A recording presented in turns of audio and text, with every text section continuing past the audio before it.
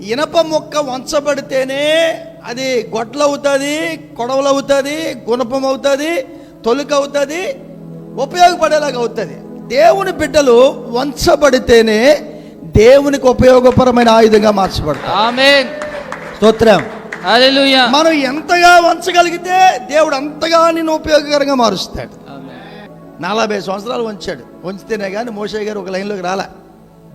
పౌలు గారిని ఎలా వంచాలో అలా వంచేశాడు. మొత్తం శిరస్సు నుంచి అరికాల వరకు ఏమాత్రం కూడా ఆయనలో ఉన్న గర్వాన్ని కానీ, అహాన్ని కానీ, కోపాన్ని కానీ, క్రూరత్వాన్ని కానీ మొత్తం ఏమీ లేకోకుండా ఉండడానికి ఎలా పడితే అలా వంచేశాడు. మొత్తం ఎక్కడ పడితే అప్పుడు అప్పచెప్పేశాడు. దొంగలకు అప్పచెప్పాడు, తిండి లేకుండా అప్పచెప్పాడు, మొత్తం చితకొట్టడానికి అప్పచెప్పాడు, ఎక్కడ పడితే అక్కడ అప్పచెప్పాడు. లాస్ట్కి ఏమయ్యాడంటే నేను క్రీస్తుని పోలి నడుచుకుంటున్నానని చెప్పాడు.